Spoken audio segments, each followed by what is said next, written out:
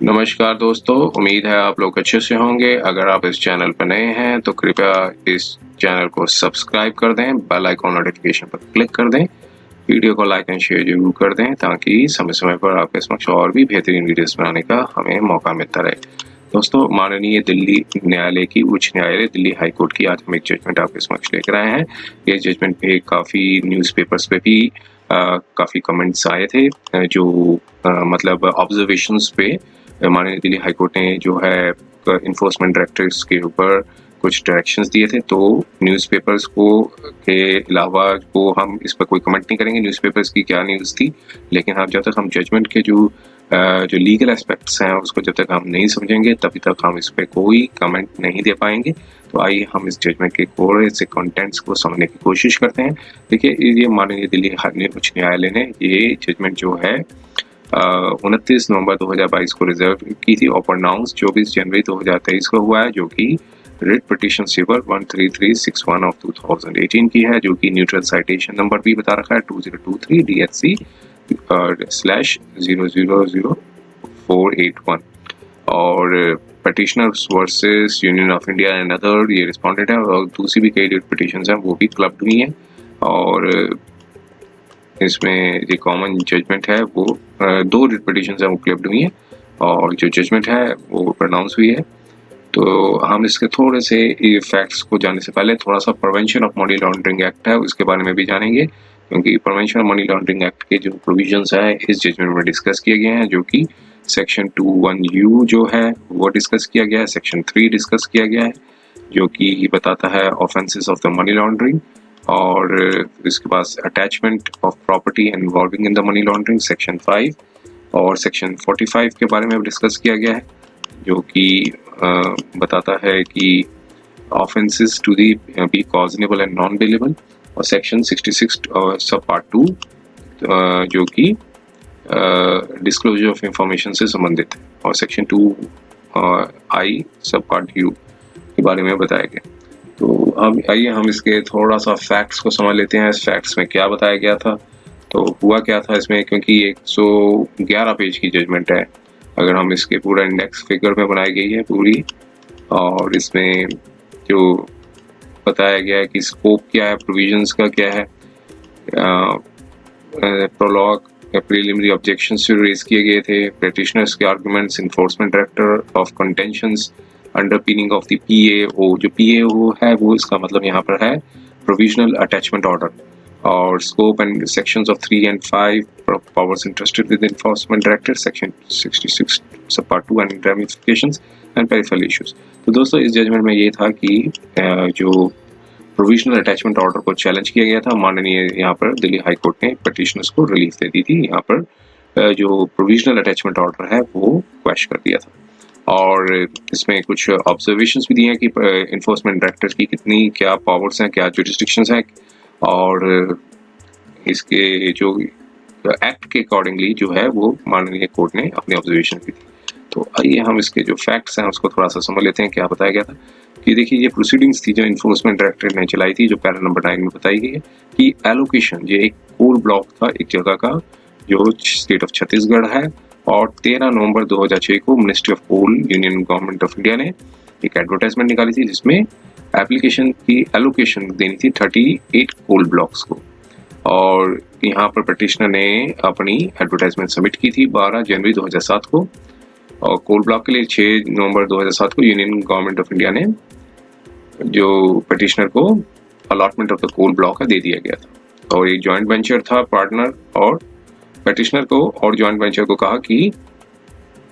अपने ऑप्शंस हैं जो लेटर्स में बताए गए हैं, फॉर्मल ऑर्डर जो है वो देने से पहले बताएं। तो पिटिशनर ने एक लेटर था 17 नवंबर 2007 को बॉम्बे स्टॉक एक्सचेंज को लिखा और प्राइज किया कि वो उनको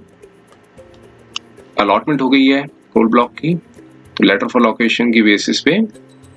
एक जॉइंट वेंचर पार्टनर थे, और 6 फरवरी 2008 को तो फिर इसके बाद एलोकेशन जो है वो पिटिशनर और जॉइंट वेंचर पार्टनर को दी गई है, और फिर उसके बाद 26 मार्च 2014 को CBI ने रजिस्टर कर ली FIR under section 120B criminal conspiracy cheating section 140 420 of Indian penal code, और दूसरे सेक्शंस थे उस पर रजिस्टर कर लिया, section 13(2) and 13(1) of prevention of corruption act. और FIR में बताया गया कि पेटिशनर ने मिसरिप्रेजेंट किया है एप्लीकेशन को ऑफ द कोड ब्लॉक्स, जो डिस्क्लोजर्स दिए गए थे, और फिर बताया गया था कि जो एप्लीकेशन में जो सेट अपने एसेट्स बताए थे 532 करोड़ की, जो कि इंक्वायरी में निकल के आया कि जो पेटिशनर के नेट वर्थ है -144.116 करोड़ है। तो फर्दर बताया गया कि मिनिस्ट्री ऑफ पावर ने कोई पॉजिटिव रिकमेंडेशन नहीं दी थी फेवर ऑफ पेटिशनर के फेवर में। द स्क्रीनिंग कमेटी जो बनाई थी मिनिस्ट्री ऑफ कोल ने, जो मीटिंग हेल्ड हुई थी 13 सितंबर 2007 को, और उसमें रिकमेंडेशन दी गई थी कि कोल ब्लॉक है वो पेटिशनर को दे दी जाए और जॉइंट वेंचर पार्टनर को दे दी जाए। और उसके बाद जो है FIR रजिस्टर्ड हुई, तो ED ने भी ECIR और आइडेंटिकल एलिगेशन जो है वो अपनी लगाई, और ECIR में नोटिस दिया गया सब्सटेंशियल फैक्ट्स को, और जो बेडरॉक ऑफ द FIR जो थी, जो लॉन्च की गई थी CBI द्वारा,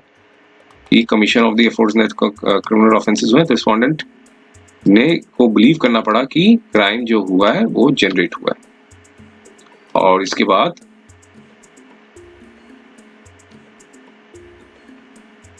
जो कोल ब्लॉक जो था वो पेटिशनर के फेवर में हुआ था, तो वो कैंसिल कर दिया गया है। जजमेंट आई थी माननीय सुप्रीम कोर्ट की, Manohar Lal Sharma versus the principal secretary and others, और जजमेंट जो रेंडर की गई थी 24 सितंबर 2014 को। तो उसके बाद फिर जो है ECIR जो है केस जो है वो रजिस्टर्ड हो गया था, और फिर उसके बाद प्रोसीडिंग्स हुई थी और डिसीजन के, और ECIR ने एक फाइनल रिपोर्ट दी, जो फाइनल रिपोर्ट जो थी CBI ने सबमिट की थी, जो कि स्पेशल जज बिफोर द स्पेशल जज 30 अगस्त 2014 को दी थी। और फर्दर इन्वेस्टिगेशन जो कंटिन्यू हो रही थी respect of FIR as well as ECIR, एक कंप्लेंट जो है लॉन्च की गई एनफोर्समेंट डायरेक्टर द्वारा under section 45 of the act. तो उसके बाद स्पेशल जज ने सेम डे पे ही अपना ऑर्डर है वो पास किया, और उसमें ये लिखा स्पेशल जज ने कि फ्रेश प्रोसिक्यूशन कंप्लेंट है सेक्शन 45 ऑफ PMLA एक्ट, जिसमें IO असिस्टेंट डायरेक्टर सो ने रजिस्टर की, उसको चेक एंड रजिस्टर्ड किया गया। और फिर इसके बाद अब यहाँ पे बताया कि ये इन्वेस्टिगेशन जो ECIR की और कंप्लेंट केस की अभी भी चल रही हैं, और FIR प्रोसीडिंग्स की चार्जशीट जो फाइल की गई, और 29 नवंबर 2018 को डिप्टी डायरेक्टर ने एक इम्पिंज्ड PAO फाइल कर दिया। PAO को बताया गया प्रोविजनल अटैचमेंट ऑर्डर। तो वो बताया गया कि एलिगेशन जो है वो subject matter of the FIR है, और ECIR as well as the complaint. तो PIR ने ये भी बताया कि पेटिशनर ने मैनिपुलेट किया है शेयर प्राइसेस को, और 62,50,000 इक्विटी शेयर्स है प्रेफरेंशियल बेसिस पे लिए गए हैं, और ये सारे उसके कंटेंट्स बताए गए हैं। और फिर इसके बाद PAO प्रोसीड्स टू डिटेल, और फिर it becomes pertinent to highlight की एलिगेशन जो थी मैनिपुलेशन ऑफ शेयर प्राइसेस, ये the purpose of the allotment of preferential share जो है वो पार्ट नहीं थी FIR का और ECIR एलिगेशंस का।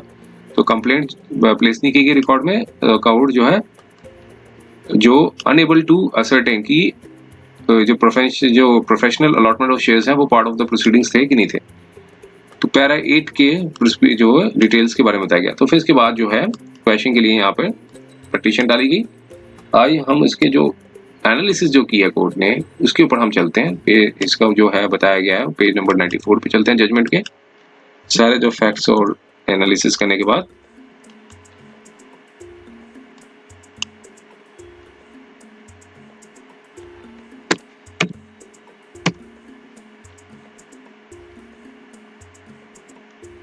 अब यहाँ पे कोर्ट ने अपनी कमेंट्स दिए कि जो पावर्स इंटरेस्ट की गई है एनफोर्समेंट डायरेक्टरेट की वो क्या है। तो कोर्ट ने कहा कि माननीय दिल्ली हाईकोर्ट ने कि जो PMLA जो बनाया है prevention of the money laundering act और नेचर जो फंक्शंस बताया गया एनफोर्समेंट डायरेक्टर का, तो कोर्ट्स ने एक कंक्लूजन पे आई है कि जो एक्ट जो है वो ऑफेंसेस जो मनी लॉन्ड्रिंग के जो ऑफेंसेस है उसके लिए बनाया गया। और ऑफेंसेस जो है सेक्शन 3 जो एक्ट का है वो लिंक करता है commission of the scheduled offences, और सेक्शन 2(1) यू जो बताया गया है वो बताया गया प्रोसीड्स ऑफ द क्राइम, तो टू मीन जो प्रॉपर्टी डिराइव की गई है, ऑब्टेन की गई है as a result of the criminal activity, जिसकी बेसिस पे जो ऑफेंस जो है एम्बॉडीड इन द शेड्यूल। तो प्रिंसिपल जो बताए गए थे विजय मदन लाल और प्रकाश इंडस्ट्रीज 1 का, वो उसके बेसिस पे जो माननीय कोर्ट्स ने अपने डिसीजन दिया है उसके बेसिस पे एक इनएविटेबल कंक्लूजन निकल के आया कि एलिगेशन जो है मनी लॉन्ड्रिंग की वो बनती है कि commission of the criminal offence, और कोर्ट ने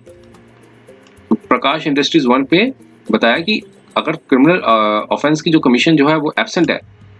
तो फाउंडेशन ऑफ द प्रोसीडिंग्स जो कि इनिशिएट की गई है पीएमएलए की वो भी फॉल्ट हो जाती हैं, गिर जाती हैं, सेल्फ डिस्ट्रक्टिव हो जाती हैं। और कोर्ट ने ये बताया कि एलिगेशन जो है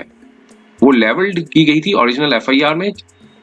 और सप्लीमेंट्री चार्जशीट ईसीआईआर की जो रिपोर्ट में कि to in order to examine and appreciate the width of the allegation जो कि बेडरॉक बनती हैं initiation of the action under the PMLA.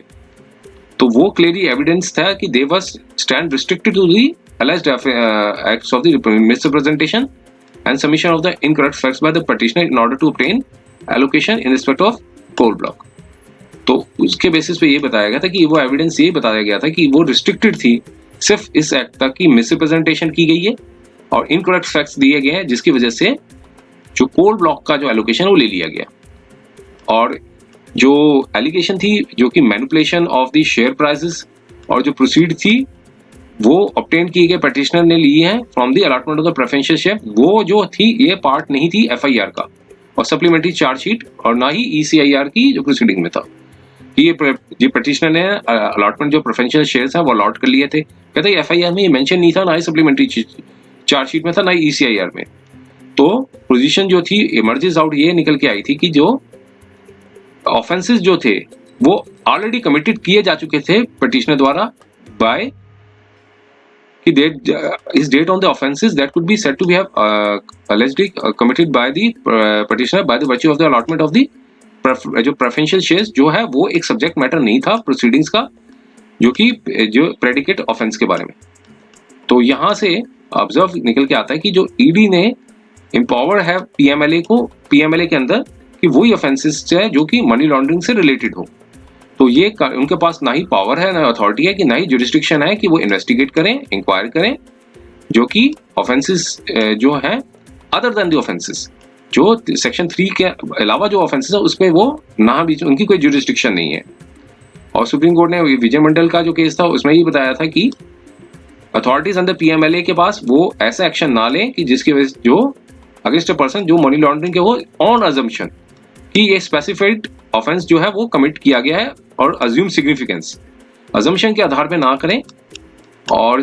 विजय मंडल के केस में सुप्रीम कोर्ट ने पैरा नंबर 253 में भी ये बताया था कि अथॉरिटीज ऑफ पीएमएलए जो अपना एक्शन है अजम्पशन के आधार पे ना करें जो प्रॉपर्टी कॉन्स्टिट्यूट द क्राइम जो है वो शेड्यूल ऑफेंस है कि शेड्यूल ऑफेंस के अंदर ही कमिट की गई है, शेड्यूल ऑफेंस जो है वो कमिट हुआ है, ऐसे अजम्पशन पे ना लें। तो ये सारी जजमेंट के ऊपर यही कमेंट्स दिया गया है इसमें। और फिर यहाँ पर बताया कि जो पीएमएलए जो एम्पावर्स है investigate 3 under section 3 under offence के अंदर, और पावर जो इन्वेस्टिगेट की गई है वो और मनी लॉन्ड्रिंग के ऊपर अंदर बताया गया डिफेंस में, तो ताकि ये ऐसा जूम नहीं करना है कि वो गैदर करेंगे in the course of investigation और जो प्रेडिकेट ऑफेंस की ऐसा ऑफेंस किया हो सकता है, तो प्रेडिकेट जो है प्रिडिक्शन ना रहे उनकी। तो सिर्फ ये है कि अपन कोर्ट जो है अपने मोशन पे ना चले, ना ही सरमाइसिस पे चले कि पर्टिकुलर सेंस ऑफ ऑफेंस है वो कमिट किया गया है, और अपना ओपिनियन लगाएं कि एक्शन जो है अंदर पीएमएलए के अंदर बनता है। तो जो एक्शन लेना है अंडर सेक्शन 5 ऑफ एक्ट जो इस प्रेमाइस पे होता है कि पर्सन ने जो है वो पास जो पोजेशन में है वो प्रोसीड्स ऑफ द क्राइम है उसके पास, जो प्रोसीड्स ऑफ क्राइम के द्वारा ही उसने ली गई है प्रॉपर्टी, और प्रोविजन जो है वो कहीं लिंक नहीं है, इज नॉट। अगर ओपिनियन जो फॉर्मेशन ओपिनियन ये बनता है कि जो प्रोविजन जो है वो कमीशन ऑफ शेड्यूल ऑफेंस से रिलेटेड नहीं है, तो फिर ये प्राइम फेशिया जो क्राइम जो है must be necessary by proceeded अगर ऐसे में जो है कि जो क्राइम जो है वो must be proceeded by the criminal activity related to the schedule offence. तो इस हिसाब से जो एक्सप्रेशन जो बताए गए एज ए रिजल्ट ऑफ और डिराइव्ड ऑफ अंडर सेक्शन 2(1) ऑफ यू ऑफ एक्ट। तो जो क्रिमिनल एक्टिविटी जो है वो आइदर जो है वो फर्स्ट इंफॉर्मेशन रिपोर्ट का पार्ट होनी चाहिए, कंप्लेंट का होना चाहिए, और चार्जशीट जो है अंडर वेरियस स्टैट्यूट्स की होनी चाहिए। अगर इन द एब्सेंस ऑफ, अगर इसमें कोई ये सारी जो चीजें मौजूद नहीं है तो ये बहुत इम्परमिसिबल बन जाता है इन्फोर्समेंट डायरेक्टरेट को कि वो मतलब इस तरह का आर्बिटर बने कि ऐसा ऑफेंस हुआ है कि नहीं हुआ है, मतलब कि वेदर शेड्यूल ऑफेंस किया गया है कि नहीं किया गया, तो आर्बिटर ना बने। तो ये चीज बताई है इसमें कि सेकंड प्रोविजन का भी ये बताया गया था इसमें सेक्शन 66 पार्ट 2 और उसके रेमिफिकेशन के बारे में कि सेक्शन जो प्रोविजन जो ऐड किया गया था सेक्शन 5 के अंदर वो प्रोविजनली अटैच करने के लिए बनाया गया था कि अगर सेक्शन 173 सीआरपीसी में कोई रिपोर्ट नहीं दी गई है तो लेकिन ये cannot be dehors the limited purpose of that purpose, उसके अगेंस्ट में नहीं जा सकता है पर्पस के। तो इस सेकंड प्रोविजन इसलिए डाला गया था कि इमरजेंसी प्रोविजंस के अंदर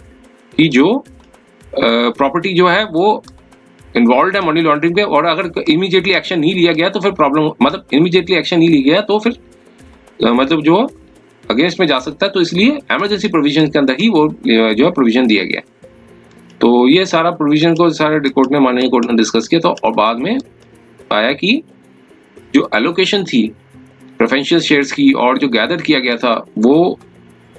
जो बनाया गया था सबस्टेटन ऑफ द पीएओ जो प्रोविजनल अटैचमेंट ऑर्डर है, तो लेकिन कोई कंप्लेंट थी ना ही रिलेशन में बताया गया था जिसकी वजह से रजिस्टर्ड हुआ था। तो एलिगेशन जो ऑफेंस की बनाई गई थी पिटिशनर की जो कि ये प्रेफरेंशियल शेयर्स लिए गए हैं वो भी